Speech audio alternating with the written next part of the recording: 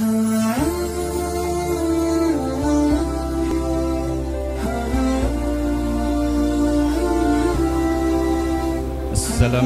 warahmatullahi wabarakatuh. Alhamdulillahirabbil alamin. Wassalatu wassalamu ala asyrafil anbiya'i wal mursalin Sayyidina wa maulana Muhammad imamil mufassirin wa qaidil muhaddithin hujjatil fuqaha wa qudwatil awliya wa ala alihi wa ashabihi at-tayyibin at-tahirin wa ba'd. Ma'asyiral muslimin rahimakumullah. Pada malam yang berbahagia ini insyaallah kita berdasarkan kepada usulan dari beberapa jamaah kepada guru kita Ustaz Khalis, lalu menyampaikan kepada kami agar memberikan kajian tafsir dengan menggunakan satu atau dua kitab tafsir, sehingga tidak seperti yang kemarin agak sulit untuk dipahami bagi sebahagian, tentunya tidak semua. Karena kemarin itu metode kita lebih kepada tafsir maudhu'i dengan metode tematis. Jadi satu permasalahan yang kita kemukakan, kita mengambil berbagai ayat-ayat Al-Quran yang terkait dengan permasalahan tersebut. Meskipun terkadang untuk menghimpun semua ayat-ayat Al-Quran dengan pembahasan yang lengkap tentu tidak memungkinkan karena keterbatasan pengetahuan kita. Di samping yang paling penting adalah waktu kita yang sedikit. Jadi untuk membahas satu permasalahan secara tuntas, mengambil ayat-ayat dan hadis-hadis ini tidak memungkinkan dalam waktu 30-35 menit. Oleh karena itu kita mengambil usulan ini sebagai bahan pertimbangan, lalu kita memohon kepada Allah Subhanahu wa taala di dalam doa untuk memudahkan urusan kita memahami kitab-kitabnya, memahami ayat-ayatnya, memahami akan keagungan dan keindahan daripada Al-Quran, sehingga nantinya secara perlahan-lahan akan menumbuh kembangkan keimanan kita di atas keimanan yang telah kita miliki dengan izin Allah Subhanahu wa taala. Maka pilihan yang paling tepat untuk usulan ini adalah kitab tafsir dengan judulnya adalah Safwatut Tafasir. Kitab tafsir Safwatut Tafasir ini memiliki kelebihan dan keunikannya tersendiri. Ini dikarang oleh seorang ulama besar dari negeri Syam atau di Suriah. Beliau lahir pada tahun 1928, ulama masa sekarang, atau ada yang mengatakan tahun 1930 di Aleppo, Suriah. Beliau belajar kepada ayahanda beliau yang mengajarkan kepada beliau akan talaqi Al-Quran, karena ayah beliau adalah seorang ulama yang disegani. Lalu kepada ulama-ulama yang ada di seputaran Aleppo di Suriah, ada Syekh Sirajuddin, ada Segama, ada Ibnu Tabbakh dan lain-lain. Ini beliau terakhir mendapatkan kesempatan dari Kementerian Wakaf di Suriah untuk belajar sampai ke Universitas Al-Azhar.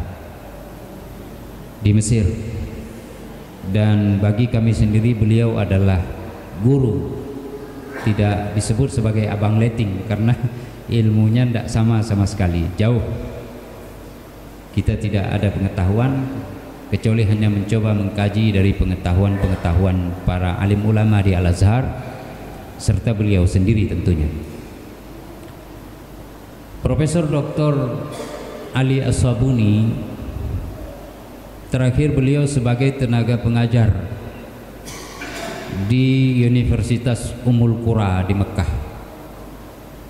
Nah, beliau mulai dari tahun 2012 melakukan serangkaian perjalanan dalam rihlah dakwah, termasuk ke Asia Tenggara, tepatnya di Malaysia dan Indonesia sempat dikunjungi.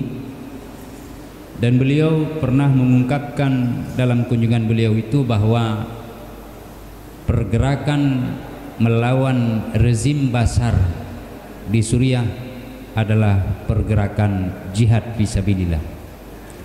Ini agak berbeda sedikit dengan almarhum, Allah yarham, semoga Allah memberikan tempat yang baik bagi ulama besar, wa qaddasallahu sarrah.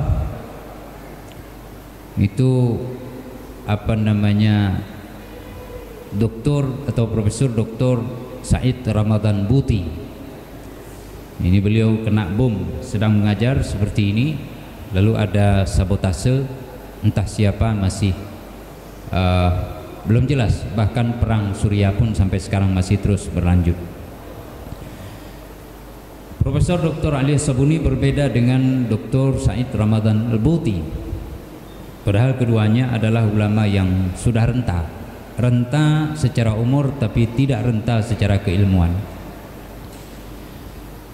Umur beliau saat ini lebih dari 90 tahun, terlahir 1928 atau 1930. Dan beliau ini banyak mengarang buku-buku dan kitab-kitab yang diperhitungkan, sehingga beliau digelar dengan Hujjatul Islam abad ini. Jadi derajat beliau tinggi sekali dalam keilmuan.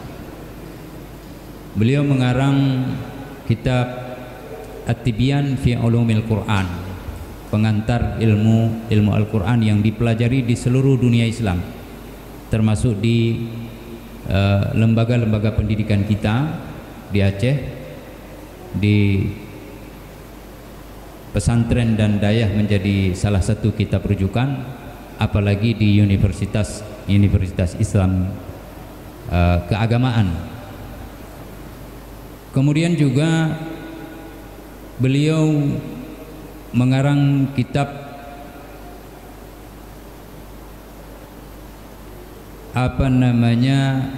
An-Nubuwah wal Anbiya, kitab tentang utusan-utusan serta para nabi di dalam Al-Quran. Itu beliau karang. Dan beliau dalam mengarang semua kitab tidak memburu pengarangan itu sehingga selesai, sehingga banyak betul karangan, tidak perlu. Yang menjadi penegasan beliau adalah bagaimana metodologi pengarangan itu secara sistematis dan memiliki nilai dari sebuah kedisiplinan ilmu yang tinggi, lalu mudah untuk dikonsumsi oleh publik, terutama umat ini, dan menjadi sebuah suluh yang akan terus melekat di dalam hati dan sanubari para generasi yang akan membawa risalah dakwah ini. Beliau juga mengarang kitab ayat-ayat Al-Ahkam. Ini tafsir ayat Al-Ahkam. Itu ada 2 jilid. Semua hukum-hukum yang disebutkan di dalam Al-Quran beliau himpun sehingga beliau kaji secara sistematis dan menghasilkan daya capai yang luar biasa. Kebetulan beliau magisternya itu adalah di bidang qudha syar'iyah, tentang peradilan syariat. Jadi keilmuan beliau sangat arif dalam hal ini. Nah, kitab yang ada di tangan kita ini Safwatut Tafasir. Nanti ada kitab yang dibentuk dalam jilid yang besar, tapi ada jilid yang kecil seperti ini. Nah, jilid besar ini nanti menjadi beberapa bagian, sementara jilid kecil sampai dengan 20 juzuk. Nah, ini mudah untuk dibawa kemana-mana. Makanya kita lebih mengambil jilid ini daripada jilid yang besar. Untuk diketahui kita bersama bahwa kitab Safwatut Tafasir ini beliau karang dasarnya adalah dikarenakan beberapa kitab yang menjadi referensi besar di dalam tafsir Al-Quran itu amat luas pembahasannya, seperti kitab Al-Qurtubi misalnya, hampir semua masalah masuk dalam itu. Kitab Fakhruddin Ar-Razi Mafatihul Ghaib atau Tafsir Al-Kabir,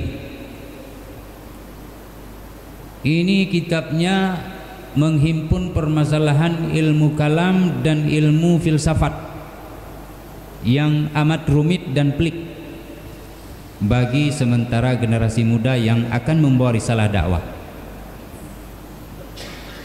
Di samping kitab-kitab semisal Ibnu Katsir 4 jilid, tapi ukurannya besar-besar, hampir 40 cm.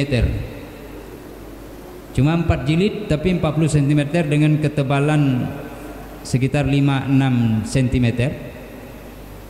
Ini membuat sulit orang-orang yang membawanya, di samping keterbatasan waktu karena rutinitas dan kegiatan manusia yang di akhir-akhir zaman ini amat sedikit waktunya. Hampir persis sebagaimana kata orang barat, time is money. Waktu itu adalah uang. Tapi kalau kata-kata Nabi, al-waktu kas-saif, atau kata bijak dalam Islam, waktu itu seperti pedang. In lam taqta'hu yaqta'uka. Jika engkau tidak rentas waktu itu, tidak manfaatkan, tidak kamu ambil kesempatannya seefektif mungkin, waktu itu yang akan menggilas kalian. Tertinggal sebentar dari waktu, maka Anda akan diputar, digilas oleh waktu, kata Iqbal. Nah, dari sini kita paham betul maksud daripada Profesor Dr. Ali As-Sabuni. Beliau mengarang kitab ini agar mudah dipahami, tidak bertele-tele, dengan uslub yang jelas. Target pencapaiannya orang bisa mengerti Al-Quran itu secara arif dan bijak. Nanti kalau lebih ingin mendalam, lihat lain kepada hal-hal yang lain, kepada kitab-kitab yang lebih besar lagi. Nah, jadi kitab Safwatut Tafasir ini adalah untuk memberikan kemudahan bagi orang-orang yang hendak mengkaji tentang tafsir Al-Quran. Namun sebagaimana tadi disampaikan, beliau tidak mau mengarang sesuatu itu dari diri beliau sendiri tanpa ada mengkaji pendapat para ulama. Semua pendapat para ahli tafsir itu beliau kaji, baru beliau letakkan dalam ini, karena beliau ingin sekali menerapkan karya yang ditulis dengan sistematika yang lengkap serta amanah keilmuan yang tinggi. Karena itu beliau menghimpun kitab ini dari beberapa tafsir, seperti tafsir Imam At-Tabari, kemudian tafsir Ibnu Katsir, tafsir Al-Alusi, tasawuf lebih dominan dalam tafsir itu, di samping beberapa hukum-hukum fikih itu beliau ambil. Juga di dalam tafsir Al-Muhit beliau ambil, beliau kaji, lalu beliau jadikan kitab tafsir yang diberi nama dengan Safwatut Tafasir, atau bisa juga disebut dengan Tafsir As-Sabuni. Sidang jemaah rahimakumullah, untuk malam ini kita jadikan kitab Safwatut Tafasir ini sebagai bahan kajian kita sampai seterusnya insyaallah jika Allah memberikan kesempatan pada kita dan umur serta kesehatan. Lalu kitab ini tidak kita mulai dari awal, tidak kita mulai dari Al-Fatihah, kita memulainya dari juz amma, juz yang ke-30. Lalu bila Allah memberikan kemudahan bagi kita menyelesaikan 30 juz ini sampai An-Nas, kita kemudian beranjak dengan izinnya, dengan taufik, hidayah dan petunjuk serta bimbingan dari Allah untuk memulai lagi dari juz yang ke-29, seterusnya dan seterusnya hingga Allah memanggil kita ke haribaannya. Sidang jamaah rahimakumullah, adapun yang kita sampaikan sebelumnya dalam tahunan kajian tafsir kita itu juga bagian daripada kajian tafsir yang kami ambil dari beberapa kitab tafsir, seperti pegangan utamanya adalah tafsir Ibnu Katsir, Tafsir Quranul Azim, punya Abil Fida Muhammad bin Katsir. Kemudian juga kita ambil beberapa kajian dari tafsir ini sebelumnya, tafsir tafsir ini juga dari tafsir Al-Wajiz, karya daripada Imam Wahbah Az-Zuhaili, dan tidak sedikit pengambilannya seperti malam yang lalu itu murni sebelum kita kaji secara umum apa yang terjadi di sekitar kita.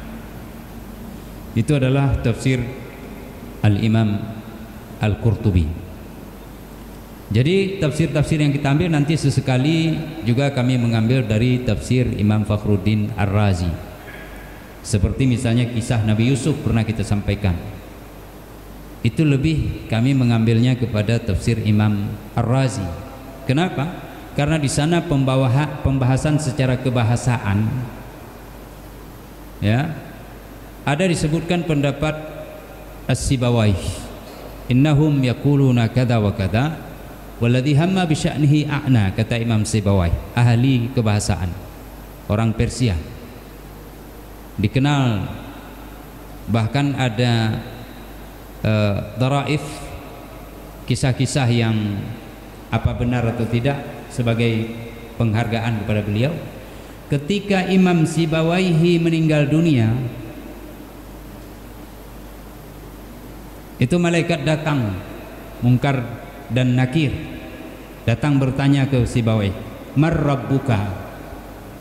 Siapa Tuhan engkau wahai Sibawayh? Syekh Sibawayhi mengatakan, man itu istifham apa syarat? Jadi beliau tanya kepada malaikat, man itu secara bahasa Arab apa masuk huruf istifham yang kamu maksud, apakah huruf untuk syarat? Jadi kalau istifham bertanya, man rabbuka, siapa Tuhan kamu? Tapi kalau syarat, man rabbuka, siapa saja yang menjadi Tuhanmu? Kira-kira begitu, mana yang kau maksud? Jadi ada pensyaratan di sana. Atau siapa yang menjadi Tuhanmu, maka ada jawabannya, engkau harus menyembahnya. Mar rabbuka fa'budhu, misalnya, fa'alaika ibadatuh. Misalnya seperti itu, ada jawaban. Maka ditanya oleh Sibawayh, malaikat bingung, bertambah kesal lagi, balik ke Allah Subhanahu wa taala, dia bilang, Rabb, itu hambamu yang di dalam kubur yang baru meninggal pada waktu demikian, hari demikian, dikuburkan demikian, nomornya sekian. Ketika kami tanya siapa Tuhanmu, dia balik bertanya, katanya man itu huruf syarat apa huruf istifham, bertanya.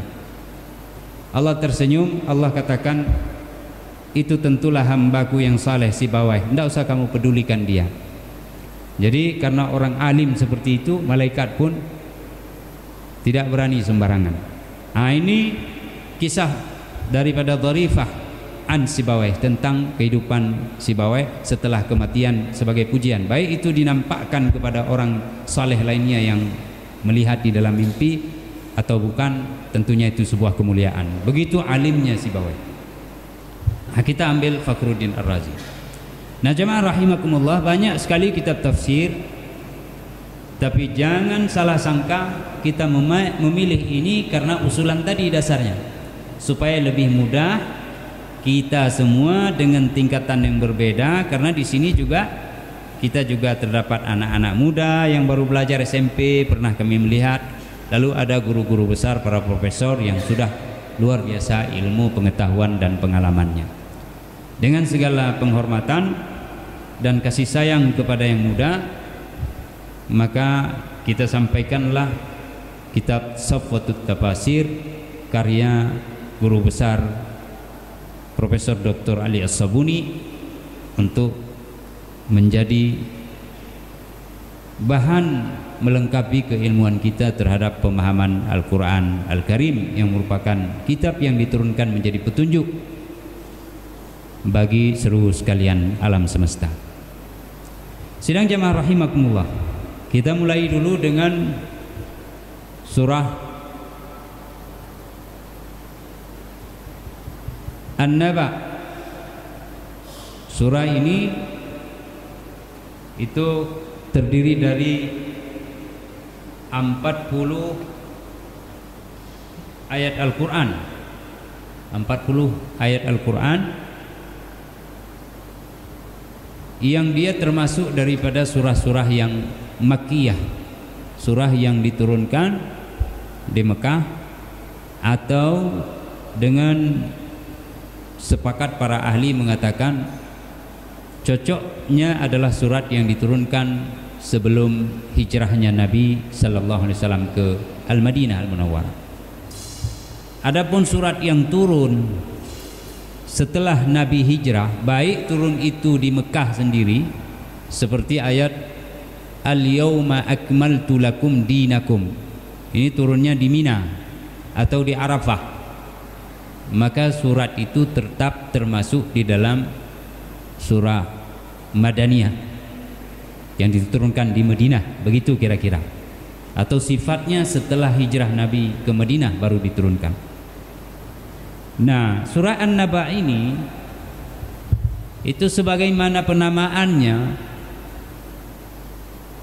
An-Naba diambil dari ayat yang kedua dari kandungan 40 ayat di surah An-Naba. Allah memulai amma yatasaalun anin naba'il azim, anin naba'il azim, an-naba, atau juga boleh diberi nama, karena ini pembolehannya dari syariat, karena tidak boleh kita memberi nama surat bagi Al-Quran kecuali yang telah Allah tentukan dan Rasul tentukan, dan Rasul pun ditentukan oleh Allah, sehingga pemberian nama surah di dalam Al-Quran itu disebut sesuatu yang tauqifi, sesuatu yang telah ada ketentuannya. Tak boleh misalnya mau kasih nama amma yatasaalun, lalu surat itu apa? Surat tentang suratus su'alat misalnya, tidak boleh, karena tidak ada nama itu. Karena yatasaalun saling bertanya, lalu kita robah menjadi isim daripada nama yatasaalun, yatasaaluna anhu. Nah, jadilah kita, karena banyak pertanyaan yang ditanya, ai at-tasaulat, atau menjadi masdarnya tidak boleh. Jangan sembarangan memberikan nama. Nah, jadi nama di mana saja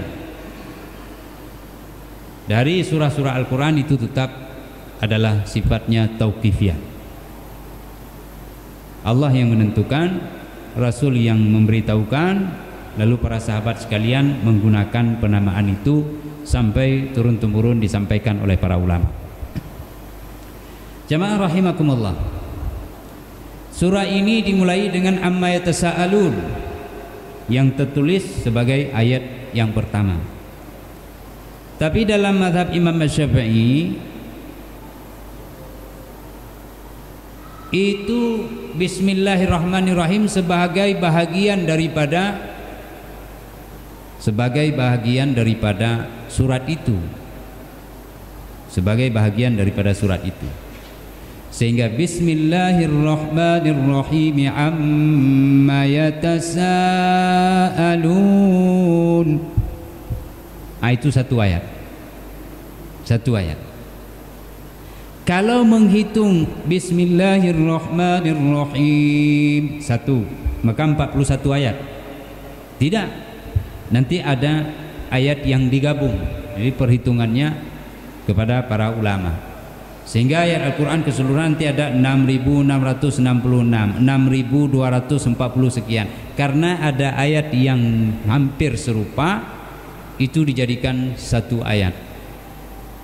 Nah, ini perhitungannya kepada para ahli. Nah, Bismillahirrahmanirrahim, kita tidak bahas lagi pembahasan yang biasa kita bahas, yang juga termasuk dalam pembahasan yang bertele-tele tetapi manfaatnya luar biasa. Bismillah dari kata ismun. Ismun itu daripada kata simmah misalnya, logo. Nah, sehingga logo itu menjadi kod. Kod itu adalah nama, kode. Nah, misalnya seperti itu dengan bahasa yang dimodernisasikan. Nah, kita tidak bahas lagi tentang nahu di situ. Kita tidak bahas lagi tentang kalimat-kalimatnya, karena itu sudah dipahami. Lalu bagaimana sehingga ba-nya? Ba apakah ini lil istisaq, untuk menempelkah, lil ibtida'kah? Ini kita tidak bahas. Itu luas pembahasannya dan manfaatnya besar. Tapi yang terbayang yang ingin sampaikan kepada yang kita ingin sampaikan pada malam ini adalah Bismillahirrahmanirrahim. Ketika terdapat kata Bismillah yang kita ucapkan, kita tulis, kita lihat tertulis. Jadi kita lihat, kita tulis, atau kita ucap, atau kita dengar, atau bagi yang tunanetra meraba tulisannya, atau mendengar, atau diucap. Sentuhan Bismillah ini harus ada 3 hal yang menjadi titik tilik daripada kita. Pertama kata Allah, yang kedua kata Ar-Rahman, yang ketiga kata Ar-Rahim. Nah, ini ingat betul-betul, Allah Ar-Rahman Rahim. Ketika mengingat nama Allah, memang pembahasan tadi itu adalah ismul zat, nama zat Allah. Dari mana asal nama itu? Daripada kata ilahkah, lalu digabungkan lamnya menjadi 2, Allah, lalu ditafkhimkan tidak Allah, supaya lebih agung tafkhim. Itu pembahasan juga ada. Tapi kita bukan di situ. Nah, hendak kita sampaikan bahwa ilmu itu luas, tak habis-habisnya. Tapi ketika kita sebut Allah dalam kata Bismillah, kita lihat, kita tulis, kita raba, kita dengar, 3 hal mesti ingat: Allah, Ar-Rahman, Ar-Rahim. Nah, pada kata Allah yang terbayang apa? Yang tersentuh di dalam pikiran dan sanubari kita apa? Qudratuhu ta'ala, keagungan dan kemahakuasaan Allah. Itu yang harus ingat dulu, bahwa ketika disebut Allah, teringatlah kita, terbayanglah kita, tercerminkah dalam kepribadian kita, itu adalah kekuasaan yang maha dahsyat, tidak ada lain. Maka jika ada orang kafir yang lewat di depan kita, terasa kita hendak muntah. Kenapa? Karena dia kafir kepada kekuasaan yang amat dahsyat.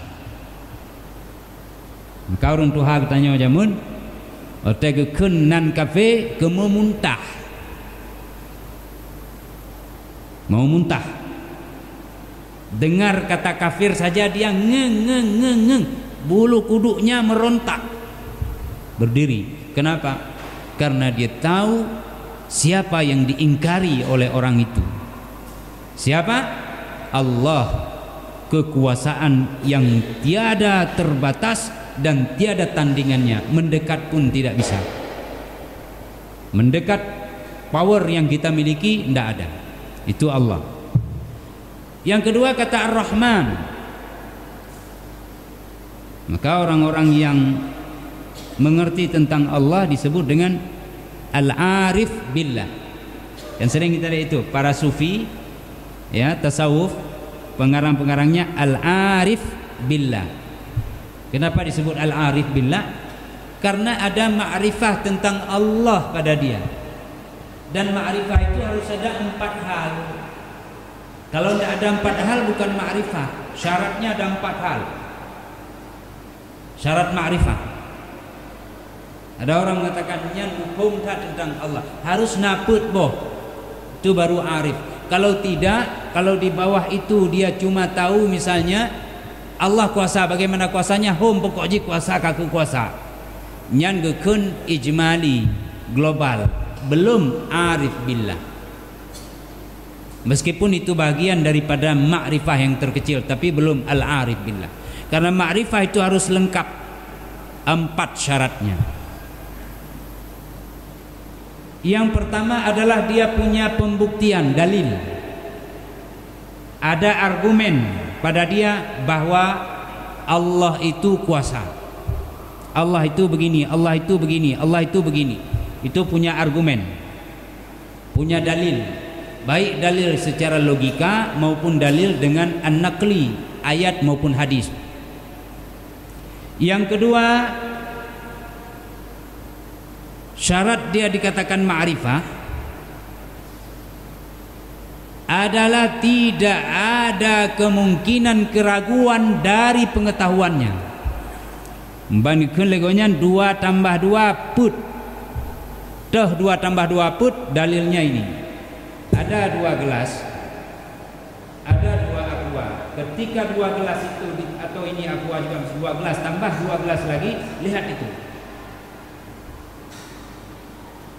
Dia bisa membuktikan bagaimana menghitung 2 tambah 2 adalah 4. Lalu ada orang datang 2 tambah 2 bukan 4, 2 tambah 2 menjadi 200. Dari mana 200?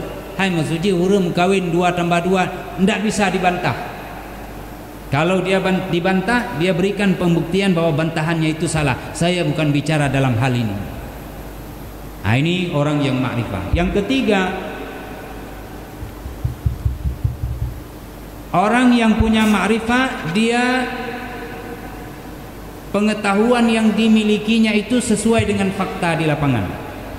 Jadi kalau dia ketahui bahwa 2 tambah 2 4, buktinya dapat dilihat oleh siapapun, dia mampu menghadirkan pembuktiannya dan pas di lapangan, tidak meleset sedikit pun.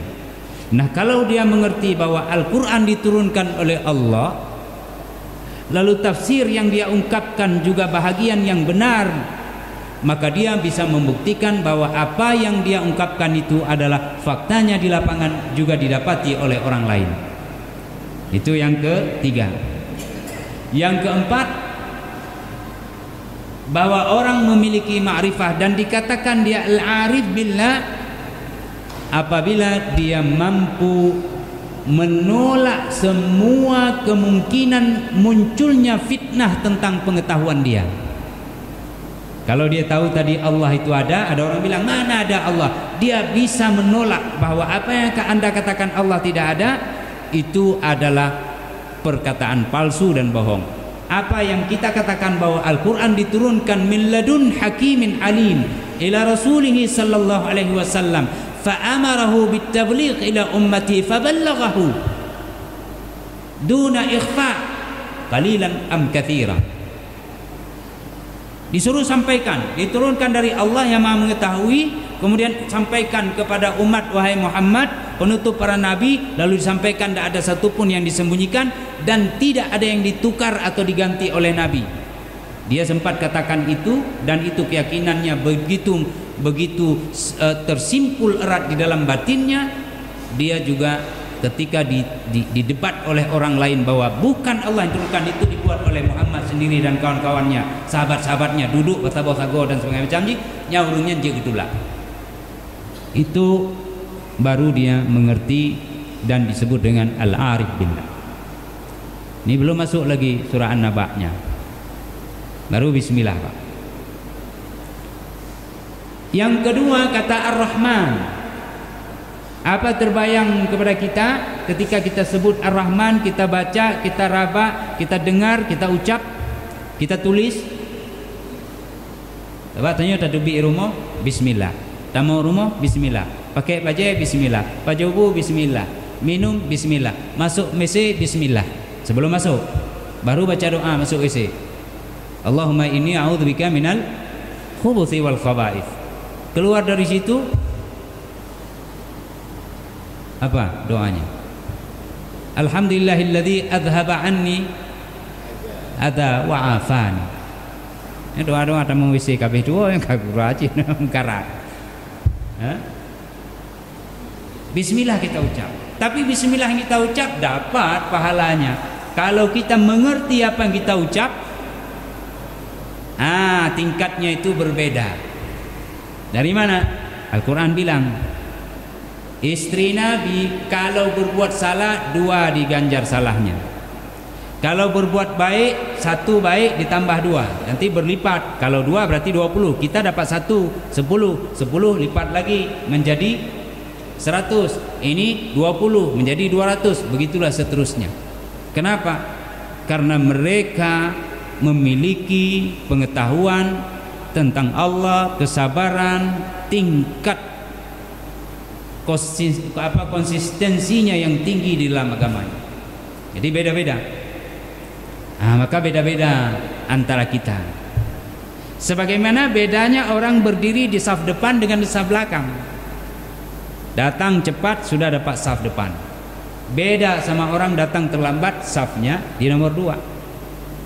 Begitulah agama ini mengatur, sehingga menjadi sugesti dan motivasi bagi kita untuk mengejar kebajikan yang pada hari kiamat nanti kebajikan itu amat dibutuhkan sekecil apapun, meskipun dia itu sebesar biji dzarrah, karena Allah akan balas lebih besar daripada langit dan bumi.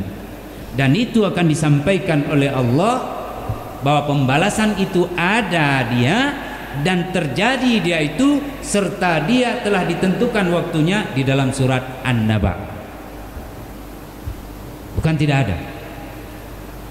Jadi kita bacalah nanti, kita dengar imam membaca, kita dengar orang melantunkannya, orang menyampaikan di atas mimbar, amma yatasaalun. Kita terus terbayang apa yang kita pelajari, yang kita mengerti. Lalu ditambah dengan pengetahuan yang tidak kita ketahui disampaikan oleh khatib atau para khutbah, para penyampai risalah, para pendakwah, penceramah, pemberi tausiah. Itu menambahlah kemurnian pengetahuan kita, kecemerlangan cahayanya, sehingga dia berada menjalar di dalam lika-liku perjalanan sel-sel dalam tubuh kita. Maka enak betul hidup seperti itu. Enak betul, Pak. Sidang jamaah rahimakumullah. Kata Ar-Rahman, terbayanglah oleh kita. Ini tidak ada dalam tafsir Sabuni yang saya bilang ini. Karena kebetulan beliau tidak bahas bismillah di sini. Dalam juz yang ke-30 ini. Kata Ar-Rahman, terbayang oleh kita apa? Yaitu nikmat. Dari mana nikmat Ar-Rahman? Ar-Rahman itu maknanya rahmah, kasih sayang Allah. Rahim juga rahmah, kasih sayang Allah. Tapi apa bedanya? Nanti ada beda, orang bilang ini dunia di akhirat. Betul, betul. Ini untuk semua dapat, rahim hanya untuk orang beriman. Betul, betul. Ulama yang bilang itu, rata-rata kitab membahas itu. Tapi yang hendak kita katakan dalam Rahman di sini adalah terbayanglah nikmat. Apa nikmat Allah? Nikmat Allah mengasihi para hambanya di dunia, sehingga kesalahan yang terjadi para hambanya lakukan tidak langsung diazab oleh Allah. Itu Rahman. Di pura tanya taala. Datu bi masjid tagi lehai patu gok. Silap gop tak pejek ke anak renyun. Gop ipu duk lepas lagak. Bek gila-gila, bek kena tanah. Ditanya bek basah kira tak gila atuhnya. Dosa. Tapi Allah lihat saja, hambaku, dia keliru. Nanti dia akan bertaubat kepadaku, aku akan ampuni. Begitu. Di samping kita sendiri, kadang-kadang diinjak pun kita berbesar hati. Kenapa kalau mbak buat tunjibnya kayak gila kaku sedekah ke roh kiamat itu. Benar cik lagi nya. Itu al-arif billah. Makanya kita ketahui bismillah dengan adanya rahman, ingatlah kita nikmat Allah yang lebih besar daripada dunia serta isinya. Allah tidak langsung memberi azab kepada kita atau mendera kita dengan pembalasan terhadap dosa yang kita lakukan. Kenapa? Karena rahmannya Tuhan. Nyo waktu itu ucap bismillah dapat jawab. Sebenarnya dengan rahmatnya, ini aplikasinya Pak. Waktu kita makan itu di dalam nasi atau beras ada apa namanya, karbohidrat misalnya, ya. Karbohidrat itu bisa saja memberikan mudarat di samping manfaat. Orang yang kena darah manis tidak boleh lebih karbohidratnya, sebentar sudah naik. Kurang karbohidratnya tidak boleh, dia harus cari di tempat yang stabil. Di mana misalnya kentang, tidak boleh makan lagi nasi putih, apalagi sedang panas-panas misalnya. Tapi dengan bismillah yang kita nyomufum dari pun dapat jauh goh kenang dalam diabetesnya. Bismillahirrahmanirrahim. Ingat Allah dengan hati dan sanubari rahmannya Tuhan, Allah kasih menjadi berkah. Begitu dia Pak. Benar-benar ni kamu apa hana berkah? Yang kabarokan mupajuh kajuk ke diabetes. Boleh jadi. Saya tidak tutup-tutupi sehingga drone mangat-mangat, lon mangat-mangat. Memang hana berkah dan pajuh baro. Oh mana ke lon? Lon pi menancit. Memang boleh jadi tidak berkah. Atau kemungkinan lain, Allah kasih penyakit diabetes, Allah hilangkan dari kita penyakit kanker tulang misalnya. Jadi rahmat juga. Masih ketika diuji, rahmat ada. Ini pakai masker semuanya. Bismillah. Maka penting kali itu. Sangat penting. Allah turun bismillah khusus. Nabi Sulaiman kirim surat, apa dimulai? Innahu min Sulaiman wa innahu bismillahirrahmanirrahim. Ayat 30. Itu Ar-Rahman. Yang ketiga kata Ar-Rahim. Apa kata Ar-Rahim? Tadi Ar-Rahman tidak kasih kita azab. Kata Ar-Rahim berhubungan dengan akhirat tadi, kasih sayangnya kepada orang mukmin. Betul. Maksudnya apa terbayang oleh kita yang paling simpel? Ampunan Allah serta mujawazatuhu an abdihi min dzunubihim. Allah ampuni dosa yang tadi tidak dilempar azab. Jadi bismillah, minum dengan Allah yang maha kuasanya luar biasa tadi, ya. Allah maha kuasa. Rahman, ini pun kalau salah jadi racun tidak akan diazab kita menjadi racun. Kemudian racun yang sudah berada di dalam tubuh kita itu dihilangkan oleh Allah dengan rahimnya.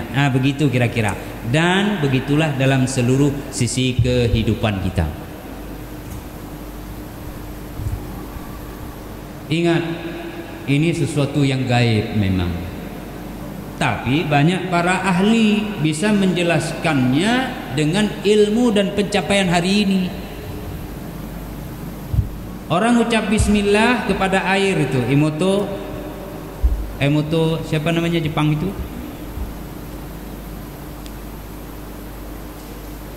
Rahasia air. Kebetulan ada yang bilang sudah masuk Islam, ada yang bilang tidak masuk Islam.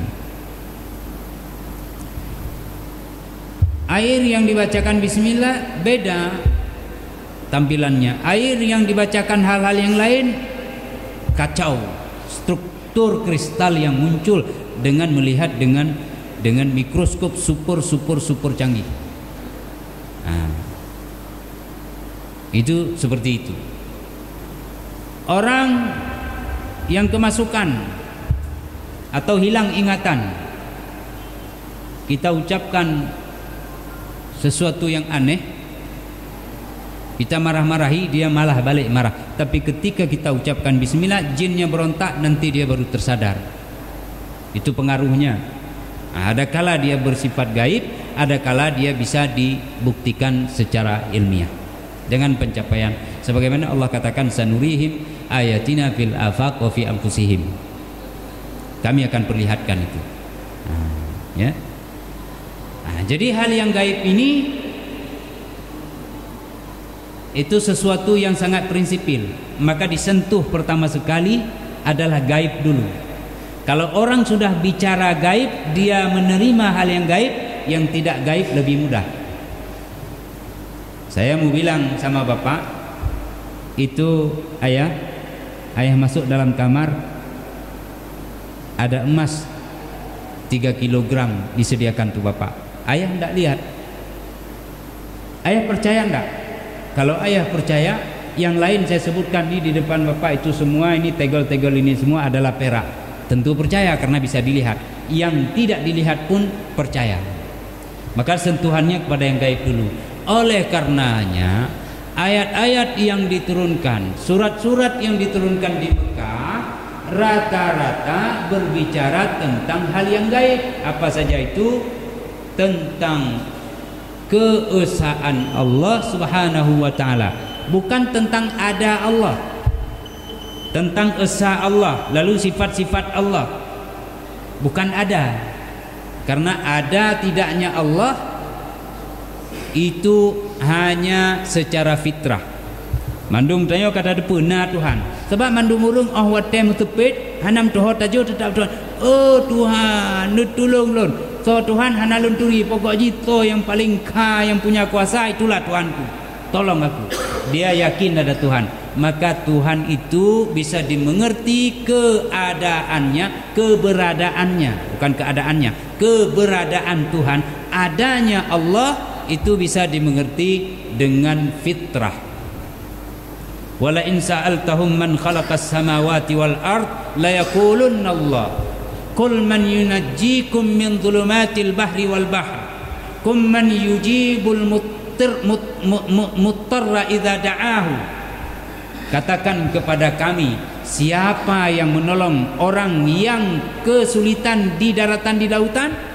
La yaqulunna Allah. Mereka akan bilang Tuhan Allah, padahal belum turun wahyu pada mereka. Kenapa? Karena hati mereka itu tahu fitrah. Anak lahir dalam keadaan fitrah, bapak ibunya nanti yang akan meyahudikan, menasranikan maupun memajusikannya.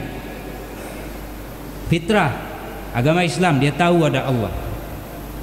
Maka ketika lahir didengungkan Allahu Akbar kanan, Allahu Akbar, syahadu an la ilaha illallah kiri dengan suara yang pelan. Kenapa? Untuk mentashihkan fitrah yang telah diambil, dikeluarkan oleh Allah dalam sulbi Adam.